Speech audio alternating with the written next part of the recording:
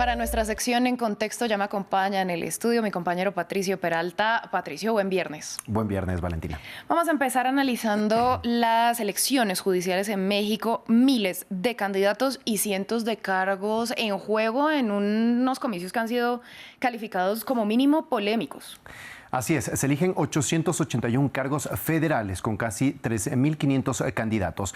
Y veamos específicamente los federales. 9 ministros y ministras de la Suprema Corte de Justicia Nacional, el máximo órgano en el país, 2 magistraturas de la Sala Superior del Tribunal Electoral, 15 cargos de las salas regionales del Tribunal Electoral, 8 cargos del Tribunal de Disciplina Judicial. Este órgano se crea con esta reforma judicial para investigar y sancionar a jueces. 464 cargos de magistraturas del circuito, que son los que revisan inconformidades contra decisiones de juzgados locales, y 386 cargos de personas juzgadoras de distrito. Esto a nivel federal. A nivel local hay muchos más cargos en juego. El origen de la elección se remonta a la reforma constitucional que promulgó el 15 de septiembre el expresidente Andrés Manuel López Obrador con el respaldo de la actual mandataria Claudia Sheinbaum. Los candidatos llegaron a través de una selección que realizaron los comités de la función judicial, legislativa y ejecutiva, aunque de la función judicial hubo una suspensión y terminó siendo el Senado el que envió los candidatos. Los partidos políticos no podían promover candidaturas. Sin embargo, varios candidatos, sobre todo a la Suprema Corte, han sido identificados como afines a la oposición,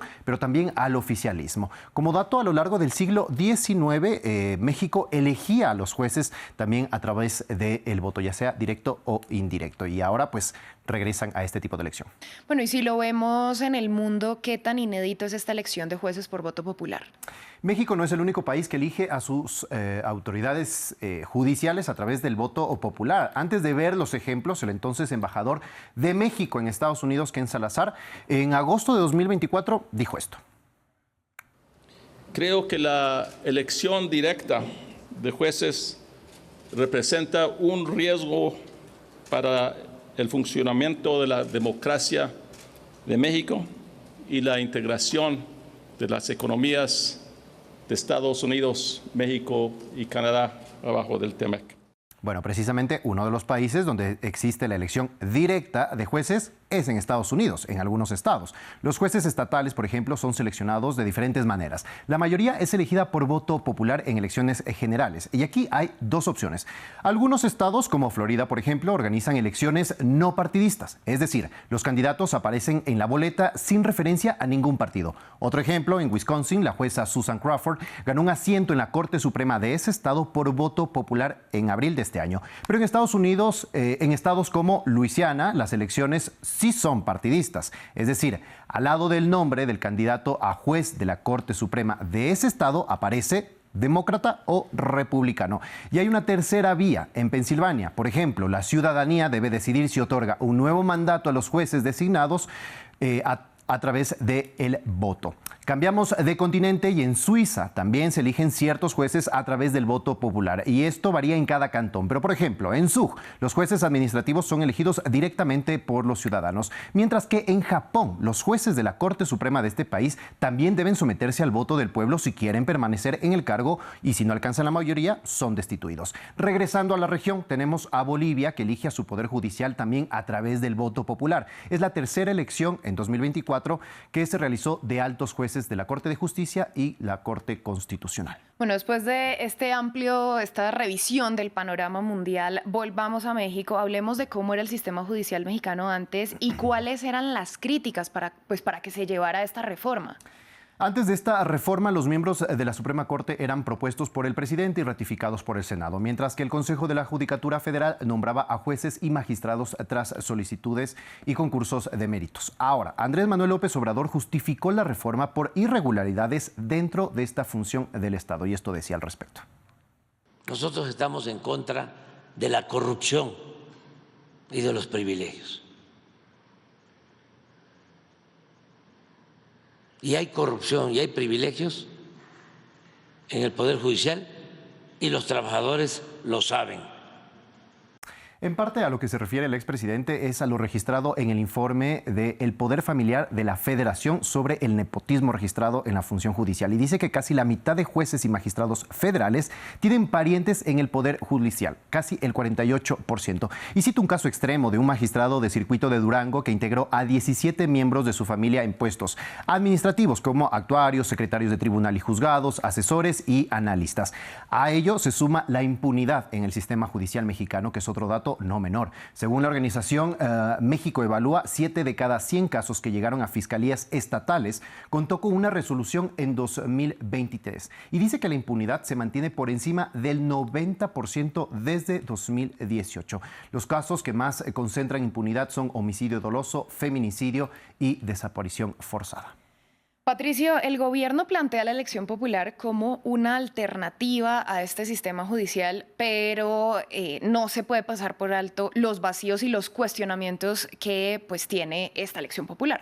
Así es, la oposición señala que este método, ahora de elegir a los jueces, podría erosionar la independencia judicial y ampliar la influencia del partido gobernante, Morena, definiendo a los candidatos por popularidad y no por la experiencia o mérito, como se lo hacía anteriormente. Pero las críticas sobre todo se centran en los candidatos. ¿Quiénes conforman estas listas? La plataforma Defensores publicó una lista de los candidatos con el nivel de riesgo: alto riesgo, moderado y sin riesgo. Entre los que están en alto riesgo está Fernando Escamilla, quien busca ser juez de distrito en Nuevo León y dice que fue abogado de al menos 2 personas acusadas de pertenecer al crimen organizado y que fueron extraditadas a Estados Unidos. También se encuentra Silvia Delgado, quien ahora aspira a jueza penal en Chihuahua y fue abogada del narcotraficante Joaquín El Chapo Guzmán. Ella en campaña dijo que no había motivos para su descalificación. Porque el hecho de haber representado a tal o cual persona no te convierte por ósmosis en la persona misma.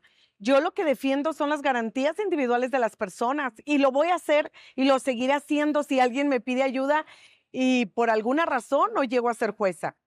Ahora, con respecto a evitar los casos de nepotismo, otras organizaciones alertan que la reforma también beneficiaría a algunas de estas personas. Por ejemplo, el medio Proceso da cuenta del caso de María del Socorro Jiménez, actual jueza en materia familiar, que tenía a su esposo, Omar Pérez, trabajando como secretario de una unidad de gestión judicial. Ahora, Jiménez postula para magistrada familiar, mientras que su esposo postula para juez familiar. Y de esto hay cientos de casos en los que padres, madres, sobrinos, hijos que trabajaban en la función judicial, están como candidatos también para estos cargos. Dentro de estas alertas también constan otro tipo de riesgos: candidatos con denuncias de abuso y acoso sexual, incluso intentos de feminicidio, como el de Alberto Leija López, que fue destituido en 2008 como director de policía de San Luis Potosí tras ser detenido por intentar matar a su esposa. Pero hay otros casos de quienes vivieron toda esta impunidad de la que hemos estado hablando y quieren hacer algo al respecto. Escuchamos. Yo decidí postularme porque he vivido en carne propia los abusos del gobierno. Yo no quiero que la gente sufra lo que yo he sufrido y que haya alguien que esté ahí para ellos y los apoye y las apoye y los ayude. Y precisamente los casos de, por ejemplo, violencia contra las mujeres, que está dentro de los casos donde existe mayor impunidad dentro del sistema judicial mexicano, pues cuando las candidatas han señalado que cuando existe este tipo justamente de candidatos con denuncias de acoso que lleguen a estos puestos judiciales, pues también pone en riesgo a todas las víctimas de violencia de género. Por último está Hugo Aguilar, que espera convertirse en el primer juez indígena de la Suprema Corte de México y pues espera también reivindicar todos estos tipos de derechos que no se han dado a lo largo de este tiempo en México. Escuchemos. La Corte tradicionalmente ha tenido juristas del ámbito privado, del ámbito financiero.